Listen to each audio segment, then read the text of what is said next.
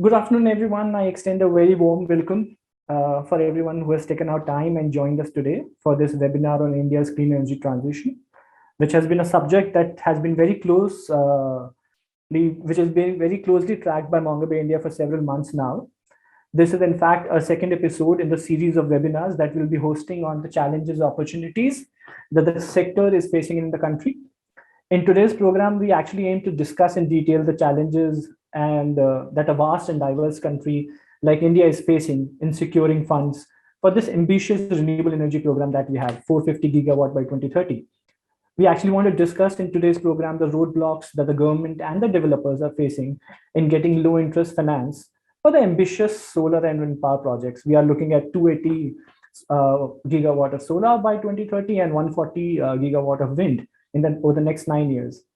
So basically, the couple of points that we are going to look at and focus during today's episode is basically, like, for example, we are going to look at how Government of India and the public sector banks have taken a series of steps to ease the flow of funds or actually to ward off or avoid NPAs in the renewable power sector. But the question that we want to actually address is that, is this working? Are those steps working? Also, we are having this episode just a few days ahead of COP26 in Glasgow, where there is already an intense debate around how developed nations are not fulfilling their pledge of climate finance.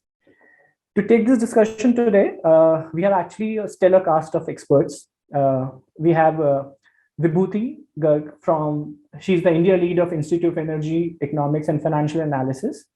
She has over 16 years of experience in the energy sector. Her work includes promoting sustainable development through influencing policy intervention on energy pricing, subsidy reforms, enhancing clean energy access to capital, private participation in various areas of the energy sector. She also provides decarbonization pathways for India's energy sector, including the impact on environment, air pollution, etc. We also have with us Mr. Ashok Thanikonda, who is the manager at WRI India. He has over a decade's experience in renewable energy assessment and market development. He has been closely tracking the sector. Since 2003, he has managed WRI India's Green Power Market Development Group that seeks to catalyze the growth of renewable energy in India. He has also provided renewable energy procurement support to a lot of corporates across the country and closely analyzed government policy and regulation that has continuously changed across the country. He has, in fact, developed and piloted innovative business models for renewable energy growth for many clients. Also joining us today is Kundan Pandey, who is the contributing editor for Mongo Bay India. He is actually leading Mongo Bay Hindi's operation.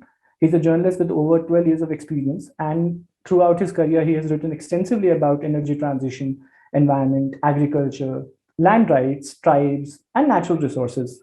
He has, in fact, worked for several outlets before joining Mongo Bay India. Some of them were Dawn to Earth, Times of India, and The Pioneer. Before I invite the panelists to join us and share their perspective, I will just clarify that our panelists will get 5 minutes each to share their introductory remarks, following which we'll have a short discussion on the issues raised by panelists, as well as those documented by Mongo Bay. And then we'll have a very small discussion with others in the group and take questions from the audience as well. And to lead the discussion, can I just request Vibhuti to start the discussion and take us through this journey of, or the torturous journey of finance that as many of us likes to comment on. Vibhuti? Yeah, thanks, Mayank. I'm going to spend next few minutes in just setting the context in terms of what is the amount of investment that we are talking about when we are saying that we want to finance India's clean energy dream. So just to address climate change and greenhouse gas emissions, India has US dollar in these sectors. And if India wants to achieve the net zero roadmap, the corresponding investment requirement will be much higher than the sustainable development scenario. So the annual investment will have to further be much more than the 110 billion US dollar for the SDS, as it was pointed out by the IEA. So financing will play a very critical role in enabling India to achieve its RE target. More than rupees 5.2 lakh crore which is $70 billion has been invested in India's RE sector from 2014 till early 2021. After a COVID-induced slump, the pace of RE investment has picked up again this financial year. So there was some slump last year when, on account of COVID, the renewable energy development took a hit, as well as the investment as well. So if you look at the investment in RE in India, it declined by 24% in the financial year 2021, which dropped from about $8.4 billion in the year financial year 2019-20 to $6.4 billion in financial year 2020-21. However, with the revival of energy demand and commitment from various banks and financial institutions to exit fossil fuel investments, the share of RE investment is in fact rising. In the first 6 months alone of this financial year, from April, to September 2021, investments in RE totaled around approximately $10 billion, which is, in the first 6 months itself, it is exceeding the value of investment in the last 2 financial years, which I just talked about, which was $8.4 billion and $6.4 billion in the last 2 years.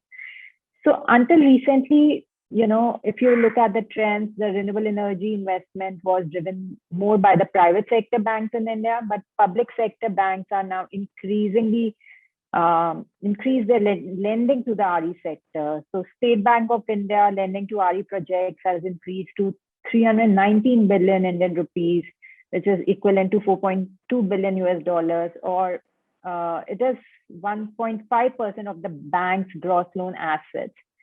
So SBI pivoting lending focus and more funding going to RE compared to coal power projects in the last financial year comes as the banking sector is struggling with $40 to $60 billion of non-performing or stranded coal assets. And moreover, the lending agencies and the fossil fuel companies face increasing pressure from their boards to shift their strategy and diversify their portfolio towards RE. And these are all economically driven decisions, and because everybody wants to earn a good return on their investment, and nobody wants to invest in an asset which is going to be become stranded in few years. Another point to note is that renewable energy is deflationary. So with falling prices has really helped to drive global capital into the RE sector and away from thermal coal and coal-fired power generation.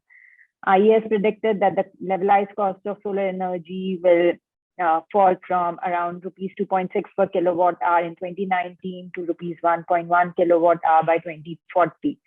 And even for the battery storage, the costs are likely to go down dramatically over the next few years. So RE plus storage will become increasingly more competitive, and we do hope that the share of renewable energy plus batteries will increase in the coming years. And just to point out, we have been at IFA been tracking about the significant banks, insurers, and asset managers. So we have tracked about 180 of these institutions. Until about the first or second week of September, as many as 180 banks and financial institutions have announced their formal exit policy since 2013. So which is a very, very welcome move. So global capital is already fleeing fossil fuels and moving towards more profitable clean energy, a shift that is now accelerating. In response to net zero pledges, which was being taken by last year by China, Japan, South Korea, as well as ratcheting up of climate ambition by President Biden's administration, and also the announcement by the G7 countries that they will exit all international coal financing by their export credit agencies. And this week itself, we have seen Saudi Arabia and today Australia even announced their net zero plan. So which is, again, will drive more investments into this renewable energy space. And that is primarily because, as I said, economic merits of thermal coal and the growing understanding that alignment with the Paris Agreement invariably leaves many coal projects as stranded assets is driving that kind of or a change in the investment flow. And in India also, we have seen big players like, Reliance, Adani, JSW, around 10 billion investments by each of them, and Adani, in fact, $20 billion investment till the next 10 years will drive more investment into this space. And we also have other public and private entities, including NTPC, Tata Power, Renew Power, among many others who have also made large commitments. So the institutions will also drive that change in India. So India has a long road ahead. The task is definitely daunting, but the financial trends in the Indian renewable energy and grid infrastructure over the last 2 to 3 years, strongly suggest domestic and global capital can support this ambition. What India needs to do is to strengthen its green industrial policy by investing capacity to manufacture for the clean energy transition. It also needs to, start investing in the electricity distribution system of tomorrow instead of just trying to fix the problem of the existing system. The country needs to adopt an RE plus approach, which means bringing in new technology and unlocking finance, not only for solar and wind sectors, which are competitive already on their own, but even other flexible sources of generation like battery storage, pump hydro, green hydrogen, and electric vehicles. The government needs to now resolve the policy and legacy issues, which would encourage more financial institutions to deploy more capital to support RE plus goals. I'm just going to stop here now and happy to take any questions later. Thank you. Thank you, Vibhuti, for this insight. In fact, this leaves me with a couple of questions that I'll come back to you during the later part of the discussion. Ashok, can I please have the pleasure of asking you to share your perspective from your experience? Thank you so much. Thank you, Mayank. And I first want to also thank Vibhuti for covering all the very important facts that tell the broader picture of how the financing RE financing landscape is. So my job has become much easier. So I'll just focus on 2 to 3 what I think are additional points. So first, I think to simplify, if any project proponent, could be you, me, anybody. Right now, if we want to set up a renewable energy project and we need finance for that, I think as long as we're able to, show 3 kinds of certainties we are, financing. One is the off-taker, credit worthiness. It's as simple as you're going for a credit card. If you have a decent salary, you have a monthly income, you get the credit card, as right? So most corporates who have this kind of RE100 kind of targets, they kind of more or less automatically check off this first box. Lenders are comfortable giving them their money. The interest rates can also be a function of the scale of the debt that they need and, finer details of that. But the second thing, I think very pertinent to the Indian context, sorry, just to add, the MSMEs in the previous, box, financial credit worthiness is a concern. So typically smaller companies, because also they need smaller ticket sizes. When they approach banks, there's a bit of, concern that if I give you a loan, would you be there 5 years down the line to serve it back? Discoms, which also happen to be the off-takers in a lot of, utility sale projects, they are in a sort of gray boxes. Much has been said about the, the finances of the Indian discoms, the political economy around the tariffs and cross subsidies, etc. But I think we've gotten the scale up that we've gotten in deployment of RE projects, and especially in the last 3 to 5 years, I think is largely with water wriggle room that we have had with utilities, right? But going forward, can we keep up that? That remains a very pertinent question. So the second thing is policy certainty. Just one example, if you are an investor and you would like to invest in an asset, you would want to know at least what is going to be the payback period. Minimum, if I'm going to put in 100 rupees, when am I going to get it back? And if I tell you that some part of the investment is a recurring investment that changes every year, you would want to know what it is, how much it is. Like simple thing, if we take that analogy to the renewable energy projects, you're setting up a solar farm, wind farm, just so you will have to use the grid to wheel it to wherever you want. But if the wheeling charges, banking charges, additional surcharges, cross subsidy surcharges, these are going to change every year. It's going to be really tough. So back in 2014-15, when Karnataka was deliberating on these charges, we've had the practical experience of taking a coalition of corporate companies, MSMEs, etc., and not for asking for waivers. Surprisingly, typically that seems to be the language around these kind of conversations. We said consumers, investors are willing to pay a price, but please give them policy certainty, right? So that in that particular instance, the Honorable Chairman of the Karnataka Commission has waived off the charges for the first 10 years of project life. And by the end of that policy window, we have seen upwards of 1 gigawatt of private capacity that has come up just in the state of Karnataka. So we feel that's really a strong testament to the amount, to the impact that policies certainty can bring in terms of investor confidence and also sort of actual action on ground. But yeah, definitely waivers are not possible anymore. There are real costs in managing the grid, the technicalities around demand management, and those need to be paid for definitely. In terms of the other thing, this is more of a technical / structural challenge, especially with respect to the way renewable energy resource potentially spread through the country. You have this the wind, which is mostly concentrated along the coastal pockets, the peninsula, southern peninsula. But solar is much more uniform, but also by nature, solar you're relatively more predictable and dispatchable, as opposed to wind, which is heavily seasonal, and you have to manage huge seasonality.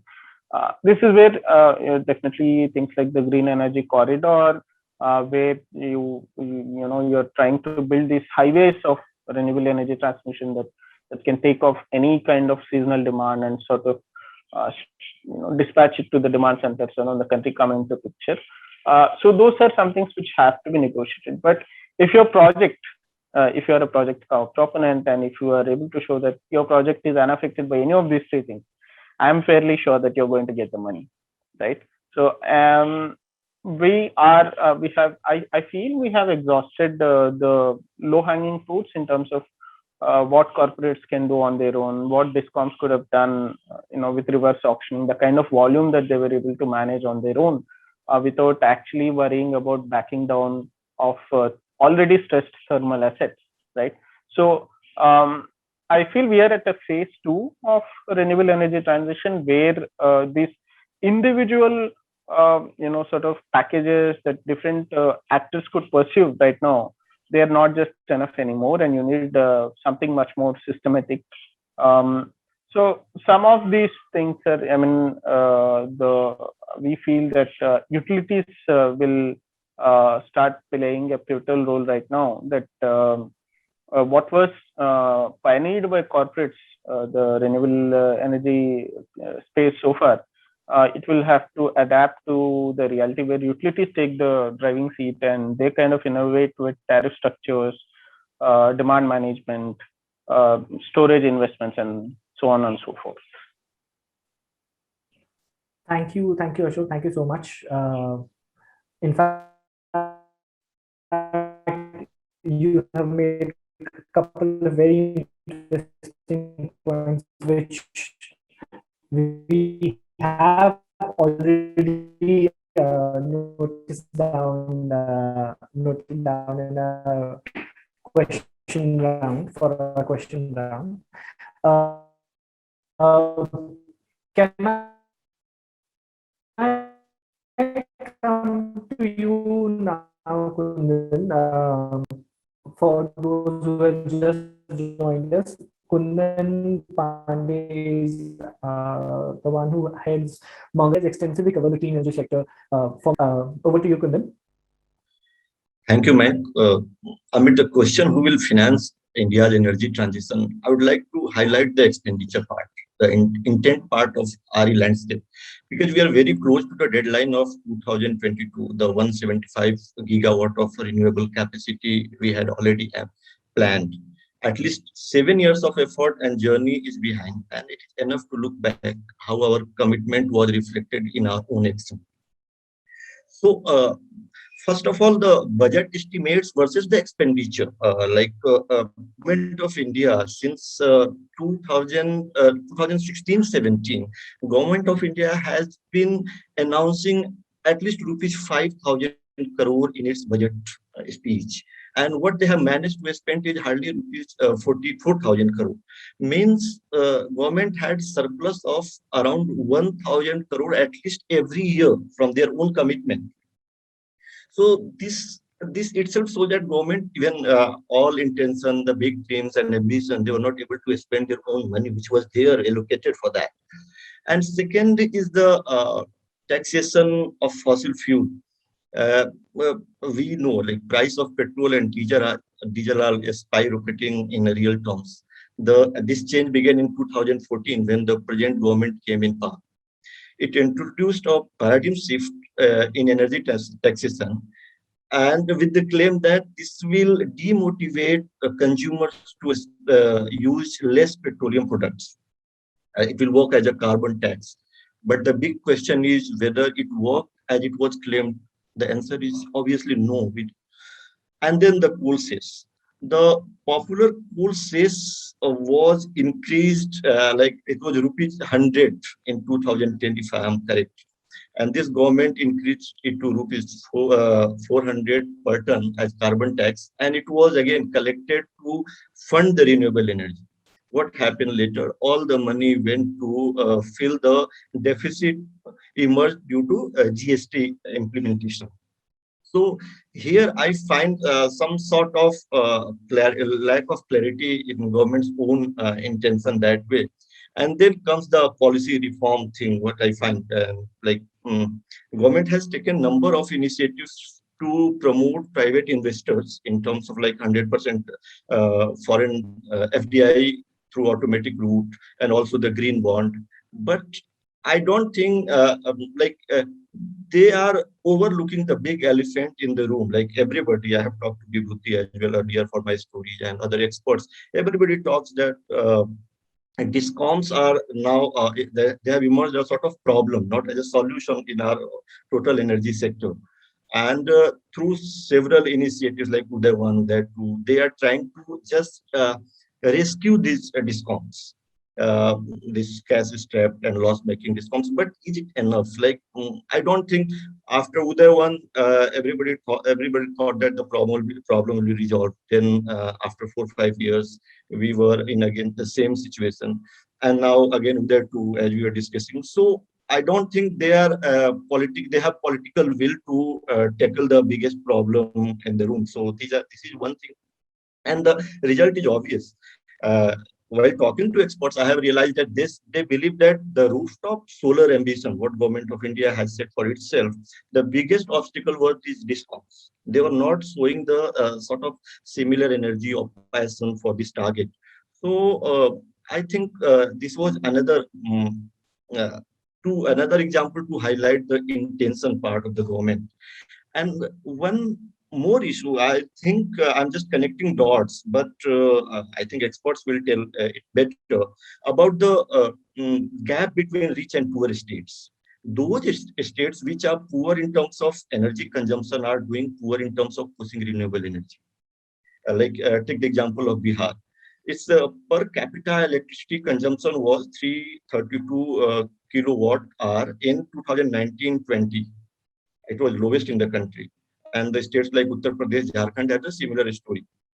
And these are the states where renewable capacity addition is sort of minimal, like nothing. So I'm curious to know whether there is any connection between new capacity addition with the purchasing power. If this is true, then the bigger question arises. How majority of Indian is going to participate in this transition from traditional to new energy sources? And I have a data to back this question. This is like majority, 68% of Indian population is living in less than $2 every day per day, and 30% of the population is huge, like at least 40 million population is managing their life in $1.25 every day. How will they participate in the this journey from traditional energy to the green energy? And we can like the Ujjwala example. we can highlight, and it gives us a sort of understanding how tough it is to push the poor towards the clean energy. After spending 7 hours and so much money, the result is not very satisfactory from even government record. And especially when this price has increased of gas and petroleum products, there are reports coming like people are throwing their LPG cylinders. So these are the things. And first, after all these things, I don't think that the SDG or NDC, the Sustainable Development Goal or nationally defined targets, how will we achieve without bringing this much big population into our planning? So what I want to highlight is, like, there are efforts in bits and pieces. There are, government is showing intention, government is putting some money, taking steps at reform, like for the reform also. But we lack the comprehensive understanding. As a journalist, also we keep struggling with these questions. So these are my observation, and I feel if government has clear-cut understanding and policy, they will get the finances. Like Ashok mentioned, if we have a clear-cut understanding and planning, there will be people who will like to finance and earn from. Thank you. Thank you, Kundan. Thank you, in fact, to all the panelists for their introductory remarks. In fact, I wish I had the answers to all the important questions raised. But the discussion here, as well as the stories that we have done during our Just Transition and Clean Energy series, the two series that we have been following for several months now, shows that there is a serious question that needs answering. So going forward now, I intend to seek some of the answers from our panelists. In fact, I'll just take the question that Kundan just raised about new capacity addition and capacity of the states to pay for that. Vibhuti, would you like to just share your perspective on how this problem of energy poverty, energy finance, and the capacity of the states, especially in context of DISCOMs not performing well, do you think that there is this problem that nobody is ready to answer? Everybody wants to skirt around this. Is there something that you would like to add on this?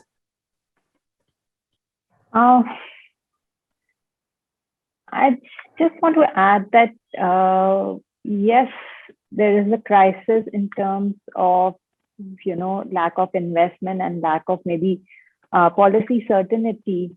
And the government has tried to address that. But yes, as soon as we see that the sector is started growing, we will see, some of the good policies that are bringing more investment and more deployment are taken back. So which kind of adds to the risk, and many investors get wary because of such lack of certainty, for sure. But at the end of the day, I think DISCOM health is, undeniably one of the big factors, that would drive the more investment. Given that distribution companies owe so much money to the generators, that just increases the risk. And if you will compare the rate of interest between the developed world versus what financing the Indian developers can raise, because of such, credit risk, because of, DISCOMs not making timely payments, that risk gets added. And, the ability of Indian developers to raise finance at low interest rate is very less. So if we are able to address the distribution companies' financial health risk and ensure timely payments, and more importantly, this whole issue of cancellation of PPAs by these DISCOMs, further adds to the risk, and which in the recent years kind of investors started getting very, very wary, and especially with some distribution companies who, like Andhra Pradesh, Uttar Pradesh, who have cancelled their renewable energy PPAs, a lot. So definitely the developers kind of planning to build projects to supply to these distribution companies, are much more worried, and their appetite for risk is losing, and the ability to raise finance becomes even more difficult, if you are supplying to these states. So yes, it varies from state to state. And then the distribution companies' financial health is really, really critical in, bringing more investment to renewable energy space in India. And that's why the government very recently also came up with a provision to provide loans at very concessional rates so distribution companies are able to make payment to generators. It came out with one scheme last year to help distribution companies overcome the issues related to COVID-19, but that was also not enough. The government had to again come out with another support measures, to help distribution companies, in making timely payments. So that's a big risk for sure. Thank you, Vibhuti. In fact, this policy certainty has been one constant feature that India's renewable energy sector, or should I call policy paralysis, policy flip-flop, policy uncertainty. Ashok, in fact, during your introductory remarks, you talked about this whole policy, giving a policy cushion, developers involved, all the stakeholders involved. Over the last few years, we have repeatedly seen that the government of India or other stakeholders involved have faced this policy issue. How much do you think this policy flip-flop has impacted the renewable energy market and the finance associated with it? I want to qualify it by saying that this is not only with the renewable energy landscape, but I think much of the emerging economies, I think the policy, there's a bit of learning as we explore new technologies, domains, the governments, there's a bit of learning curve there, right? So RE is not something unique in this situation. Second, I'd argue that contrary to the common perception, there has been a fair deal of positive, policy push. The nuances of that, the contours of that, we can argue. But I think there was general consensus across various governments that this has to be going in one, forward direction, right? Any flip-flops, I think, were because of unique state-specific scenarios or some, learning curve issues. I want to, with that sort of generic answer, I want to address something that, sort of Kundan has very helpfully pointed out. So what the equity issue that should we burden the, underprivileged with the cost of energy transition? I think the answer is outrightly no, right? I mean, we cannot, those who are unelectrified or underserved with poor electricity, we cannot go and expect them to sort of invest or help in transition to decentralized or RE or whatever, right? I think the answer comes back to the DISCOMs and the question about political economy around tariffs, cross subsidies. This really is the white elephant or whatever color of elephant, borrowing parlance from the green hydrogen landscape now. Whatever color you want to call it, it's the problem in the room. Everybody what they solved who has worked in this field will always tell you that this is the problem. And even there, the equity issue, I personally, I think nobody has an issue in saying that, if we want to supply subsidized power to certain communities or sections of the stakeholders, it's perfectly all right. The issue is when we say that that we will raise from other stakeholders, will charge the CNI consumers for that. Even that is a bit of a gray area. Yes, we can charge them higher tariffs, cross subsidized, but then what does that do to our competitiveness of manufacturing industry, the cost of doing business in this country, which has a ripple effect in terms of the amount of industry, taxation, jobs, etc. I mean, I'm not saying electricity tariffs is the only factor which determines the industrialization of a country, but surely if you're a MNC who is looking to invest in a country, that probably will linger on your mind, right? Second, if the state really wants to subsidize these categories of consumers, what's wrong in saying that, we will pay it out of our pocket? We feel so strongly about this equity angle and we feel these consumers need to be supported. But unfortunately, the challenge, political economic challenge, cuts across through the party lines. Any party, state, center. The moment we even talk about metering this consumption, we are okay subsidizing these categories of consumer, but let's at least know how much we are subsidizing. Metering is a problem, tariffs is a problem. So where do we get from there, right? And you're right. I mean, till we solve this problem, we can do any number of schemes, but if the stakeholders really don't come on board with the idea that we want to tackle this problem, it will remain like this forever. And this, I'll stick my neck out and say that all parties, all across all spectrums, I think, do this. They may publicly claim something else, but they all indulge in this. And that's where we need to take that step. And then if the state wants to, I mean, there have been attempts where they said, okay, we will separate the agricultural feeder lines to improve the efficiencies. We'll do decentralized solar. KUSUM scheme is one great example, I think, where everybody has found that middle ground to, sort of solve this problem. There's also attempts of unbundling the agricultural consumers into one distribution company and, more effectively tackling that.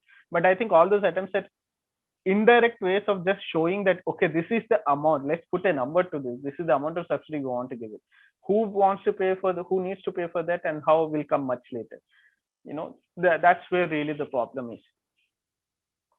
Thank you, Ashok. But just a small supplementary. I just wanted to understand. We are talking about states as a stakeholder, but there are examples where states have gone back on the promise or have not fulfilled their obligation. Absolutely. So despite having a liberal policy, FDI policy in the renewable energy sector, do you think that has impacted the confidence of the investors and has stopped the growth, or has led to people, being very careful about putting in the Indian market? If I am an investor, this will absolutely impact me. There's no two ways about it. And that is what I was referring to as unique, context of that particular state, why they have done whatever they have done. Somebody, I think, some gentleman said this. I forgot the name. Apparently, electricity sector, or rather in India, a bad idea has much fanfare than a good idea. So if somebody goes back on, renegotiating PPAs, suddenly we see 10 other people wanting to do that in different states. So bad ideas definitely have, but that's where it is a challenge. What do you do? That it's a concurrent subject. Center and state can both, sort of dovetail it, and if the state with particular unique I personally, or I think most people would want to say that unless there is a established, something fact in terms of, okay, the process which was adapted to sign these PPAs, there was an issue with. Generally, one would say that the sovereign guarantee needs to be like that. But there's also one school of thought which says, if the government feels that it's paying way more than what it ought to be paying, it is obviously also in the interest of the government, because government is public. So to me, it's a bit of a gray area. Personally, I wouldn't want those kinds of things, because definitely they have a bearing on investor confidence. Thank you, Ashok. Before I move on to the next question, I just wanted to tell our listeners, tell our audience that they can also, we'll come back to the questions raised by audience, and they can share their questions in the Q&A box in the chat. We'll take up those questions once we finish with this set of questions. Vibhuti, I want to actually, Vibhuti and Ashok both, I want to in fact point out to a recent parliamentary report which talks about that just to finish 175, just to achieve 175 gigawatt of power, we right now for the balance we need around 2.61 lakh crore, 2.61 trillion rupees just for the 175 gigawatt target. And the same report also talks about the risk of NPAs now in the renewable sector. Vibhuti in her introductory remarks talked about, a lot of banks and financial institutions having an exit policy from the fossil fuel sector. So Vibhuti, in this context, do you think that the measures such as whether it is masala bonds, green bonds, or the measures that the government of India is right now taking or kind of propagating towards asking the public sector banks to take, do you think those measures are enough to boost and kind of have this domino effect on the financing, either by the banks or by financial institutions? It certainly would. So, there's this whole large pool of investment that is now available under ESG financing, green bonds, or creation of special infrastructure investment trusts that are doing the round. That is one big pool of investment that the Indian developers are actually, accessing globally as well as domestically. So, and as I said, with these, so that's one pool of money. And we have seen Renew Power listing itself, and raising money through IPO in US was another way of getting access to more finance. So there's very different models that are being tested out. And as we have seen more and more financial institutions announcing their coal exit and oil and gas exit policies. So there's increasing amount of money that is now available for funding this energy transition in various parts of the world. So if we have already talked at length about what are the issues that needs to be addressed. So once we address those issues, there's no dearth of investment, I would say. It's how we are able to access that investment is the point. So if we are able to create conditions which are much more favorable, there is a lot of investment available. We just need to kind of access that investment through different models that we just talked about. So yeah. Just another part of that, when we talk about having a favorable atmosphere for that investment, to raise that investment, but we on the same hand, we have policy flip-flop or policy uncertainty, then there's this huge problem of investment at higher interest rate compared to the international market where the interest rate is pretty low. In that context, how much an institution in India has that space to offer at a lower rate, and as an investor, as a developer, it leaves a developer at a loss of options. If especially in context of now, we are also looking at in auctions we are looking at pricing consistently going down right now, and right. We are looking. So in that context, when the prices are consistently going down, policy is not sure, and we are only getting money at a higher interest rate. How do we solve this paradox? Interesting. So yes, till about early last year or till about 2019, the rate of interest in India were around 11 to 12%. But with COVID or with improved policy certainties, we started hearing that Indian developers were able to access finance, not only the big ones like NTPC because they have like strong balance sheet, but even other players were increasingly able to, secure finance at 7 to 8% or 9%. So we did see that, advantage the Indian developers started having, and India was rated among the third highest in terms of renewable attractiveness index. So that gives a lot of a benefit to the Indian developers because we were rated quite high in terms of not only the potential, but in terms of the government high ambition of deploying such high renewable energy. So yes, we have seen, the rate of interest going down in last couple of months, which has turned the cost economics of our projects much more favorable. And that was one of the reasons that we saw these prices going down, and especially by bidders like NTPC. But if you saw, the low prices were also from players like from Abu Dhabi as well as Sembcorp, which were able to access finance internationally at lower interest rates. So interest rates definitely play a big part in determining your cost of projects. If those interest rates can go further down in the next few years, and also the expectations on return on equity, because even The equity investors have very, very high expectations in India, which again, leads to higher tariffs. So if they are able to, and the big players who reduce their return on equity, we see that they're much more competitive. So both rate of interest as well as return on equity will be the two driving factors.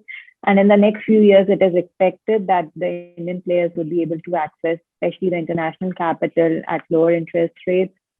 And that would drive the cost down. And I believe somebody did raise the question that I did raise, that there's an expectation that the price will go down further, and whether it's sustainable. It will be sustainable if the rate of interest goes down, and also because of the technology advancements, we are seeing the capacity utilization factor going up. So the per unit cost goes down because your CUF is much, much higher now because of the better technologies in place.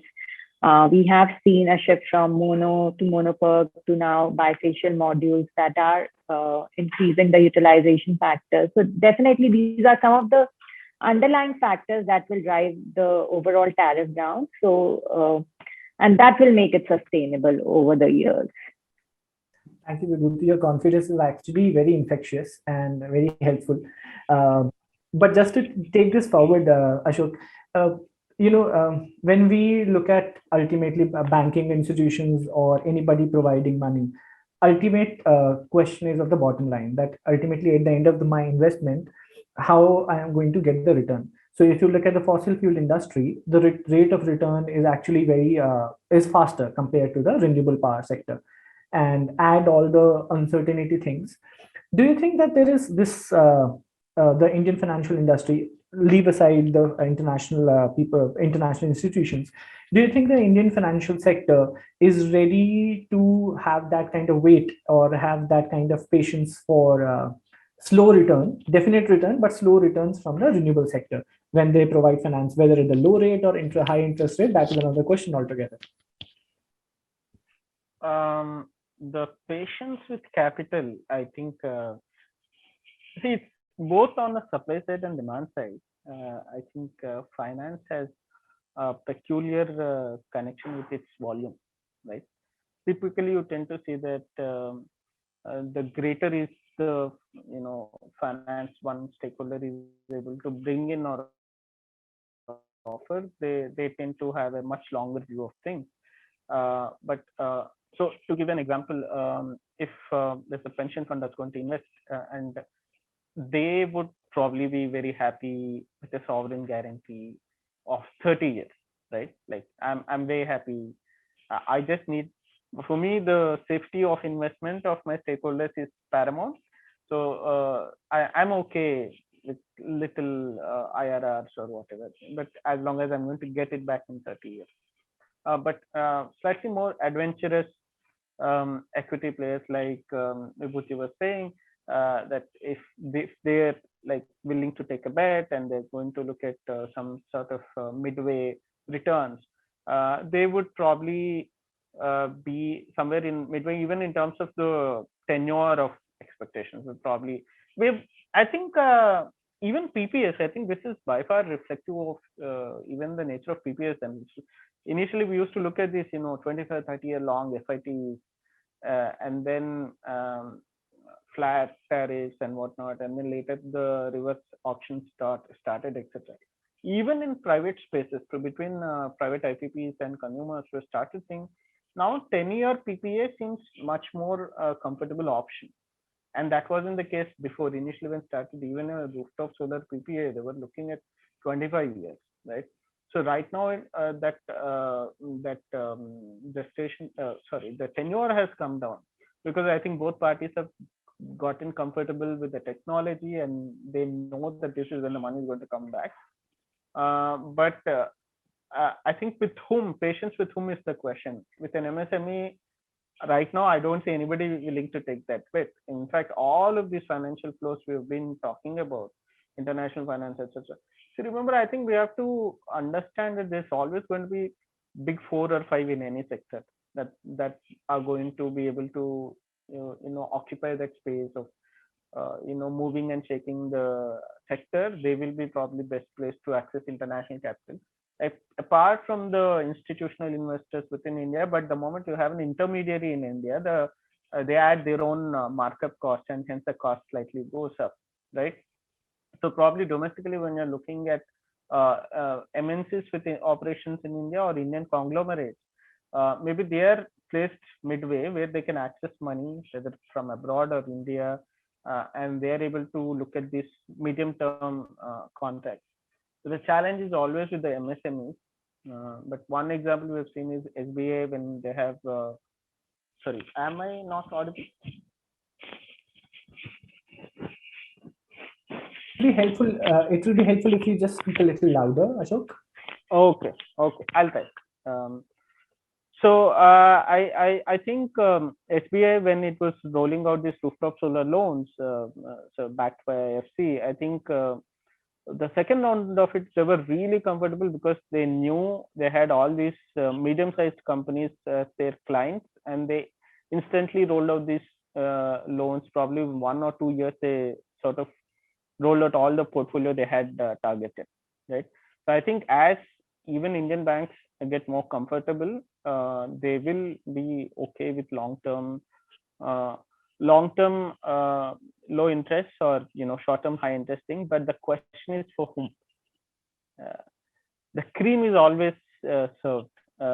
But for us to be able to transition and to clean energy economy and achieve all our targets, we need to create mechanisms for MSMEs to access this capital.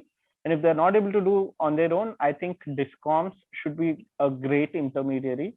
Just an example, if today a DISCOM wants to set up a rooftop solar plant on a consumer premise, not with their own money, they can have a RESCO do it, right? The cost of generation versus the T&D losses versus the actual tariff they have to pay to the RESCO, it's a very profitable proposition. And if you're thinking in terms of business, it's also a smart move because you're able to lock in that consumer with you for the next 10-15 years, as opposed to if you as a DISCOM, you don't do this, that consumer may set up their own rooftop solar plant. So the volume of that demand is gone forever from your books, right? If you're actually thinking forward looking, this is something you would do. But right now you're not able to do it because your own account books are in the red, and hence you have no capacity to sign any more RESCO contracts, right? So this is like the chicken and egg kind of problem. So the question is always who, with finance, who is it for? I think the other thing that we could be looking at is when MNCs, they ask all their supply chain partners, which are the MSMEs, to turn green. They could be also looking at guaranteeing some of these transactions. Typically, most of the MSMEs, probably their rooftop solar serves a greater part of their demand. And if MNCs are able to guarantee these transactions, we will see even those MNC, even that part of the supply chain become green. And that's something I'm personally eagerly waiting for in the next 5 to 10 years. Perfect. Thank you so much for explaining this in detail, Ashok.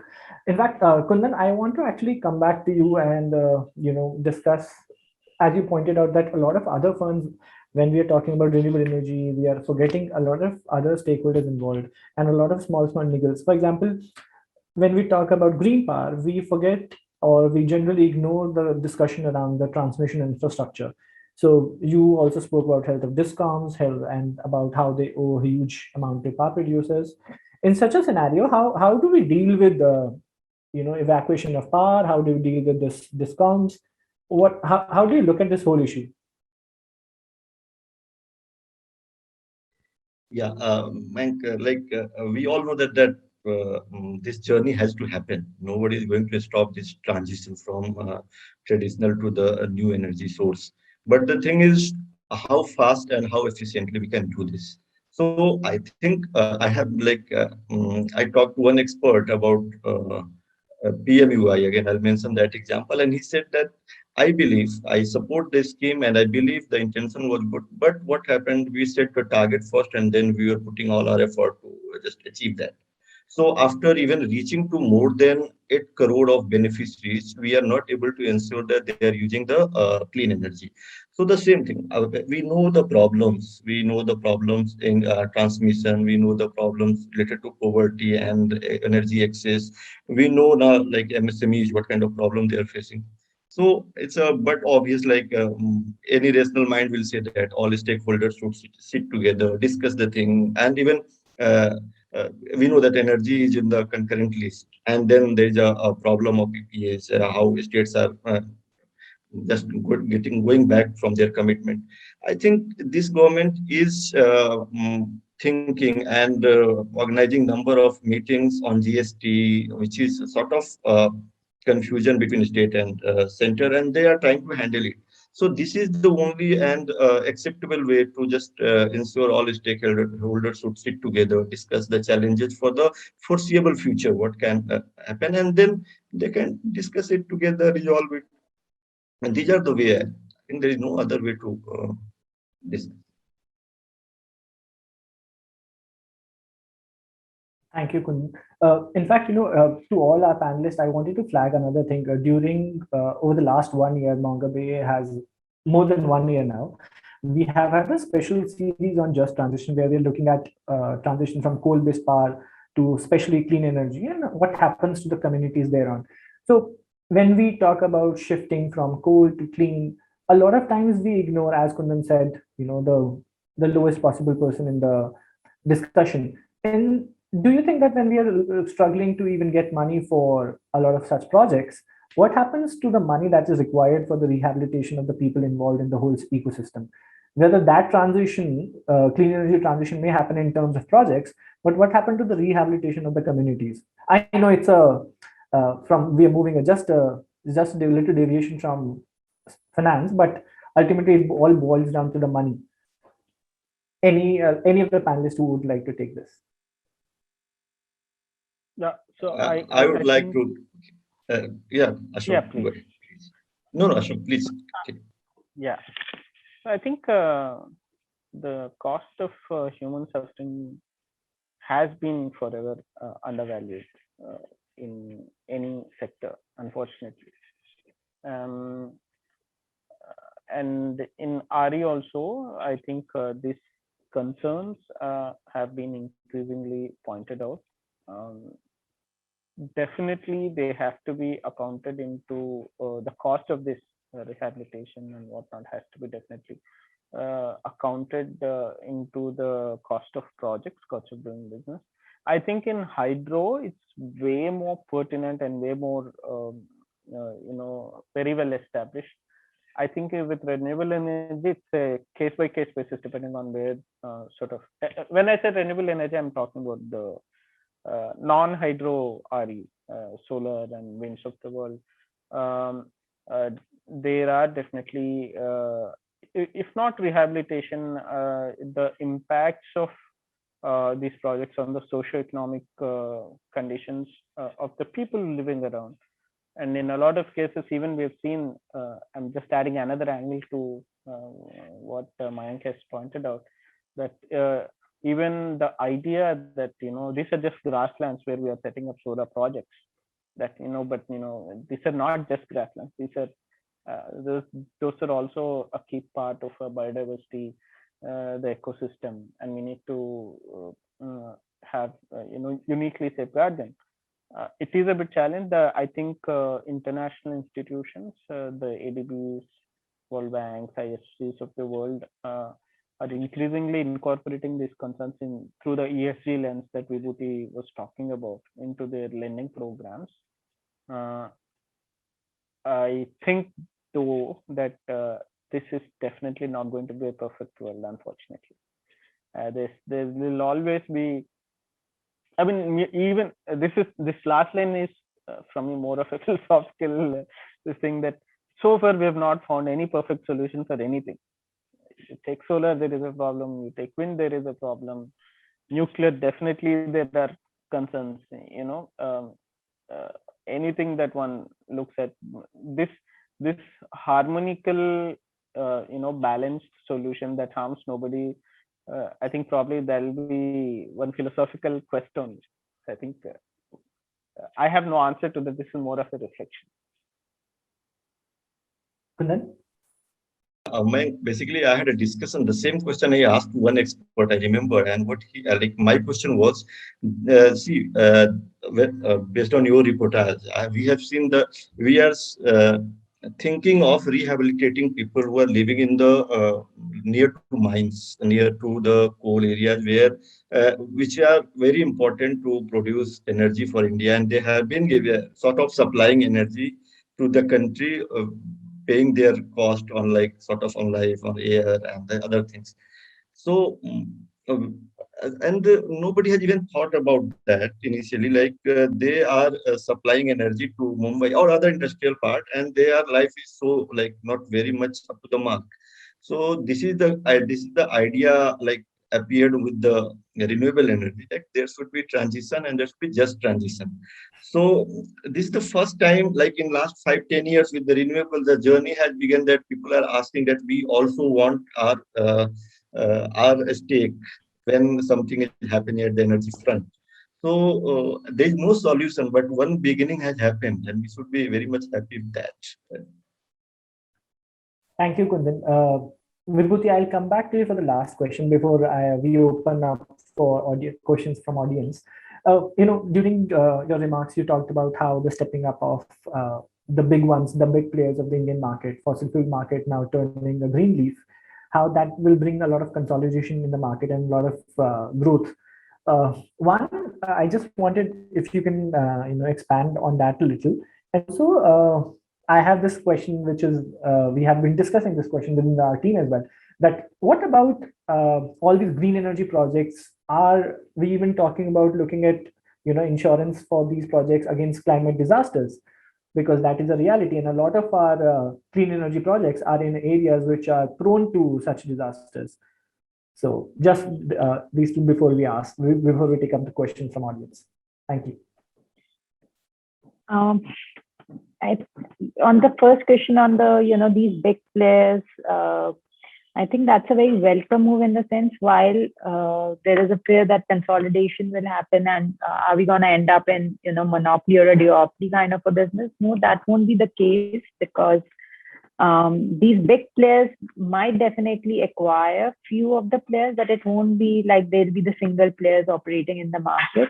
But the advantage they bring in is the kind of disruption like we have seen in the case of telecom with Reliance coming in, and the penetration that they were able to make even in the farthest of areas, in the rural areas. I think that's the advantage, because they do come in with strong balance sheet. They are able to access finance at lower rates, so which becomes very, very crucial when you have to meet such high renewable energy targets.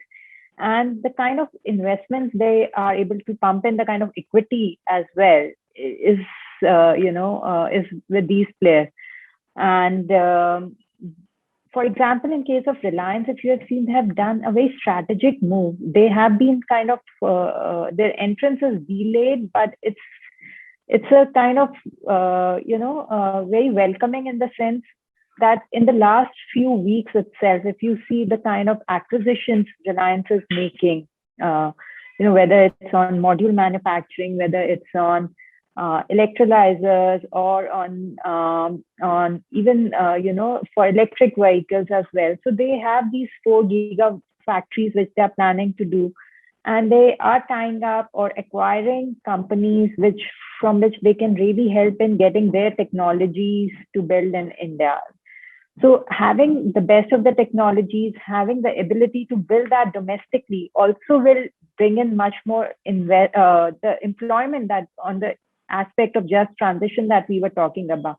If India would have been just importing, so yes, to the extent the employment would have been created only on the one aspect of the value chain, but by building, across the value chain, I think these big players will be able to create much more employment opportunities, which we would have otherwise not seen, if that big money was not coming in. So I think definitely it's going to be the advantage even to the consumer, because they will drive the prices down as well. So I think that way, some amount of consolidation might happen, because there were some non-serious players for whom, it was just one of the business. and not their main, or they didn't even have the competence to even undertake these projects. But because of, at times, even especially for when there were large depreciation benefits, so a lot of individuals build these wind farms, but that was never their competency to build those kind of wind farms. So yeah, that kind of thing might happen, but overall, I think it's positive, because at the end of the the consumers will benefit in terms of lower prices from all these projects. And sorry, I'm forgetting your next question, Mayank. Basically, I was asking that are we factoring in the possibility of disasters impacting the and turning the projects into NPAs? Like, are we even looking at, is that a I don't think so. That discussion is there yet, not at all. So we are just not factoring in any of these, disasters that might happen, at least not that I'm aware of. So I don't think so. We are yet there, and that kind of a discussion or that kind of accounting of those factors is there yet in our projects. Perfect. But I think sooner or later, with the kind of incidents and extreme weather events that we have, we will need to factor those in. Anyways, I think now it's time that we take questions from audience who have been actively sharing them with us. So one of the, and I think I'll take this one as the first one. This basically points us to the COP that we, this program comes just days ahead of the international negotiations that are going to start. So I think there's a name missing out. There's somebody anonymously asked, apart from the international private finance, how important is this 100 billion USD for the developing countries? And do we have seen enough progress in this? We just saw some UK making an announcement. Yeah. But I just want to add one thing to this. How much of this can be for India? Ashok, Vibhuti, any one of you? So firstly, answering that, yes, this 100 billion US dollars is very, very important for the developing countries who are struggling to raise finance. And all the government, especially India, has been making a lot of noise that, the developing world has failed to live up to their promise.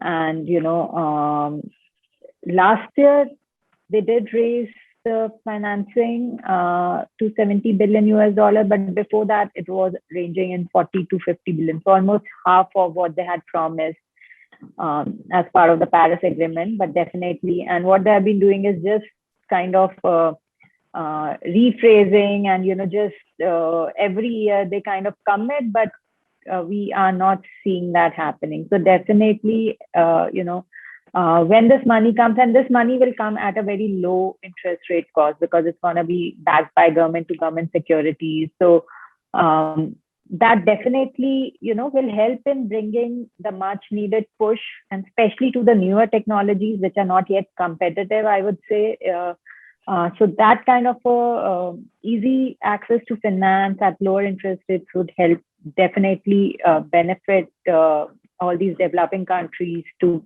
raise their ambitions and build more and more, as I said, RE plus kind of an approach. So it is important. Yeah.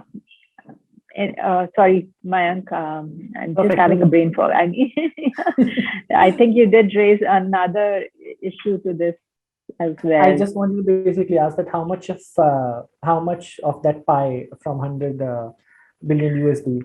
Yeah. So, if you look at the investment flows from 2014 till 2021, out of the about 74 billion US dollars of investment into the renewable energy space.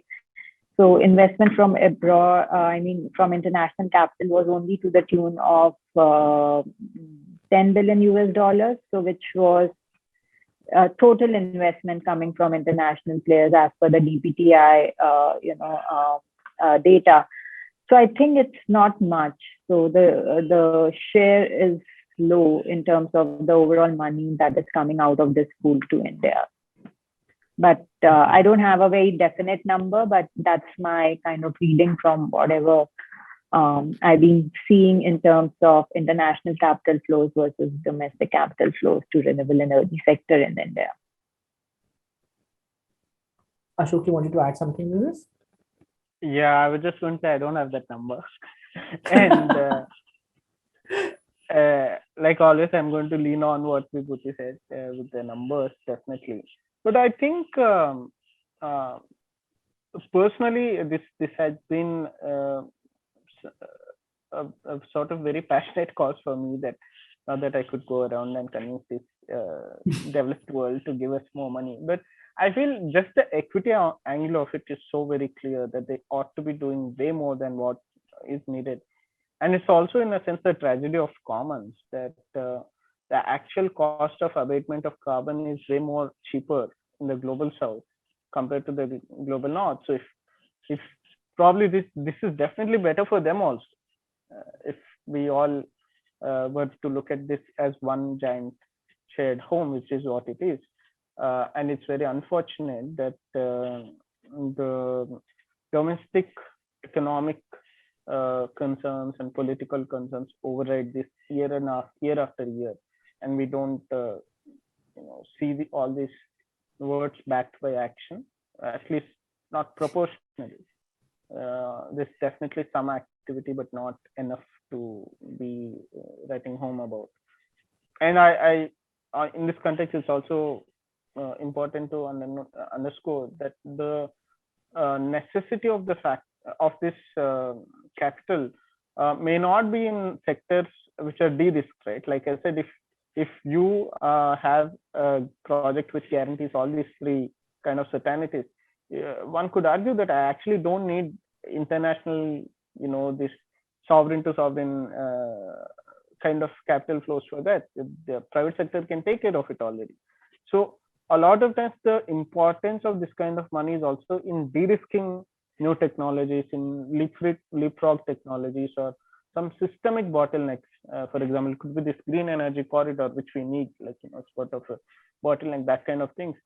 And it's also very important for, apart from like the, India and China, I think it's also really, really important for the small island developing nations, which my heart goes out to them, that they have neither the skill nor do they figure that prominently in these conversations, and the equity angle of it is way more pertinent in their case.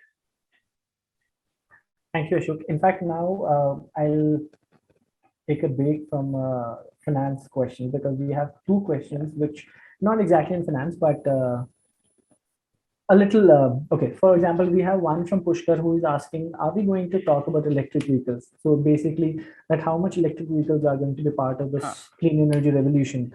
And Right. then okay, I'll come to the second one. Ashok, you want to take that up? Yeah. See, electric vehicles seem to be this Eisenberg's cat. At the same time, we feel this is going to solve every problem on the transportation side. This is going to solve every problem on the electricity side. But the reality is exactly that. Till you open the box, you don't know what it is. And I feel that on in terms of electricity, the impact is going to be not that great. Yes, I mean, to the extent that you're going to have storage incorporated into these vehicles, and eventually if we transition into a vehicle to grid kind of charging paradigms, or passive management strategy, the TOD tariffs kind of a thing, even for electric vehicles, there's going to be some impact. It's going to be little, but increasingly there seems to be this tendency that suddenly all these discoms which are worried about low demand, etc., electric vehicles are going to come on board and massively increase the demand, and probably the thermal PLF, the EVs, so is the renewable energy side of things. But it's not that the volume, I don't think, is going to be much, even if we sort of account for all the fleet. By one very, very crude estimate, I think I remember people saying that even if we change all the fleets, the load, additional load, is going to be to the tune of 5% on the grid or something like that. And if you spread that across the times and spaces across this huge country, it's going to be limited. I do think, though, in terms of on the transport side of things, it's going to be a paradigm change, and we're going to see the evolution of personal mobility options way more. But even there, if we do the mistake of replacing a diesel SUV with an EV SUV, we're not targeting the root of the problem, which is not prioritizing public transport. That we could still end up creating other problems. So electric vehicles to me are part of this huge basket of options, but not something that's going to, revolutionize the entire spectrum. Ashok, I'll give a little breather, couple of minutes breather to you and Vibhuti. I'll ask a question to Kundan, and then I have one question, two questions from audience, one for Vibhuti and one for Ashok for you. So Kundan, I just wanted to understand, Anusha is asking us that do waste to energy systems contribute to India's journey towards clean energy dream? If so, how much? If not, why is that? I don't have the number exact number, but yeah, obviously, if we are using not clean energy, and if we are managing our waste, like we see the burden all around. So all these are the problems, and then we are looking for the solution, moving towards the energy challenges in future. So yeah, that can be one way to tell how much energy we are producing from not burning fossil fuel. But yeah, second, India has very much very minimal sort of energy generation from waste.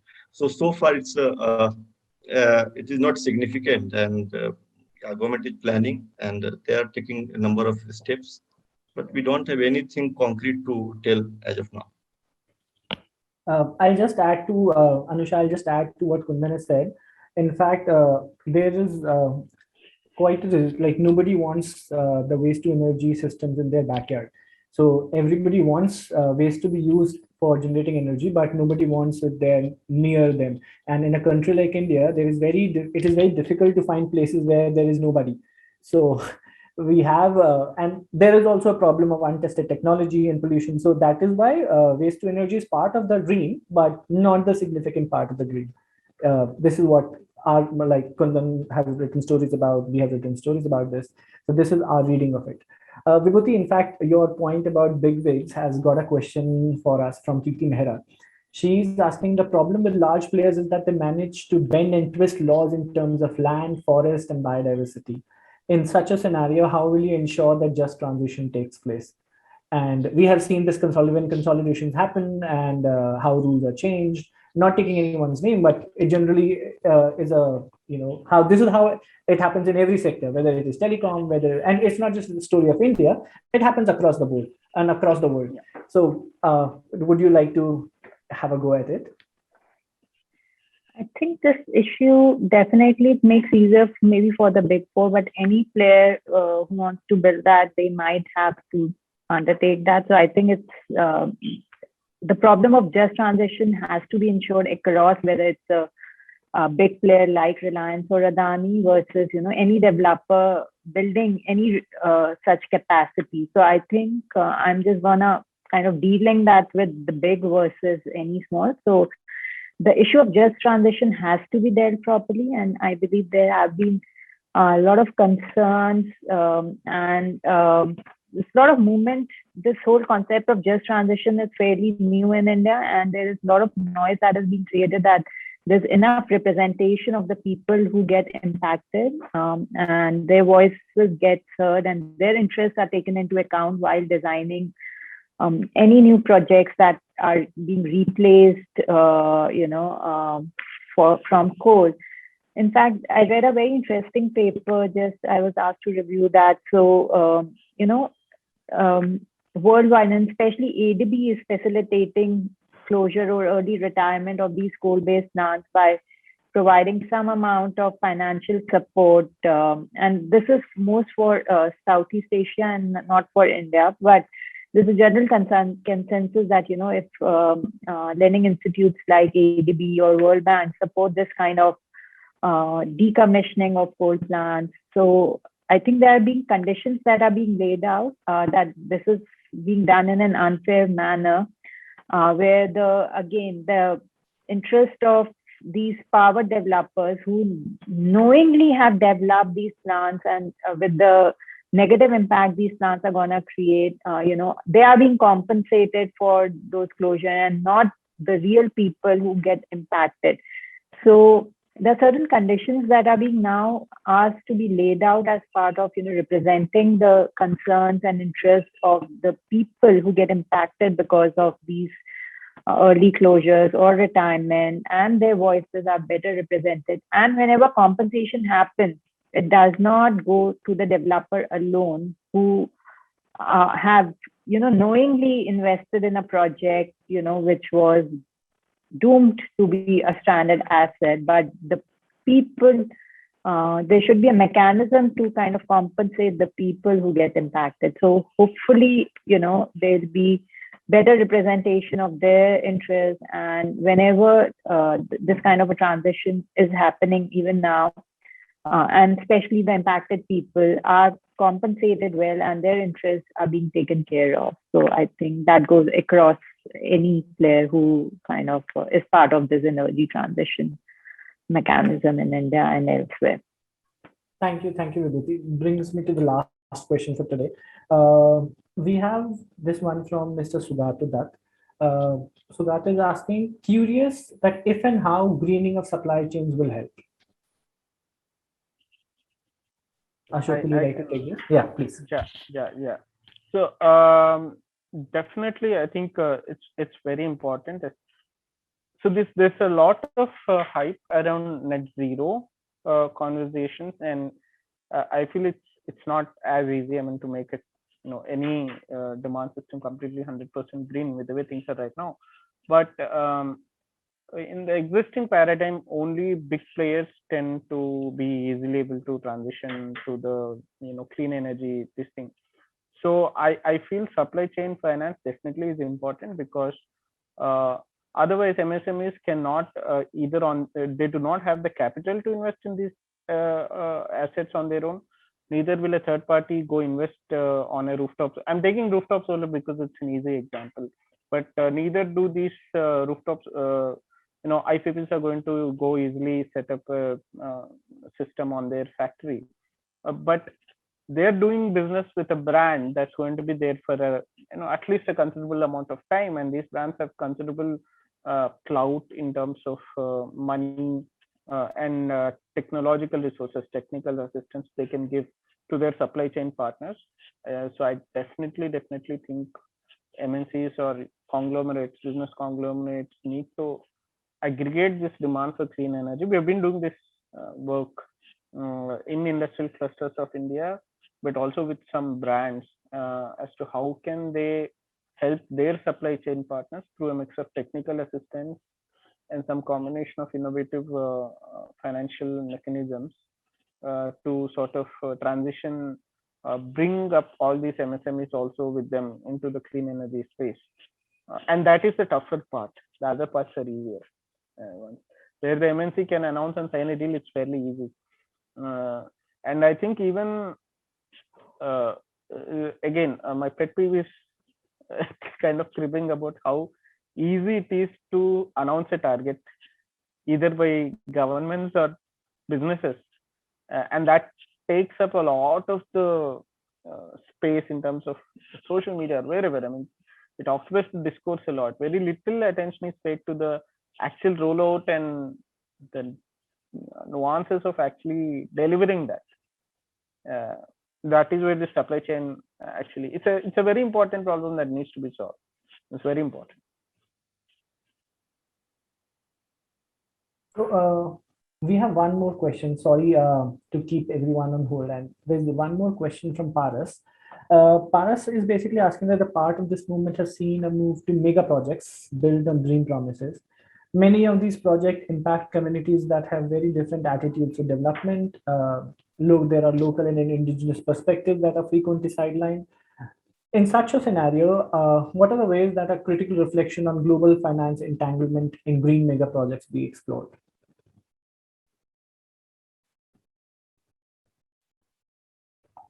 Ashok, Vibhuti, Kundan, anyone would you like to take this one?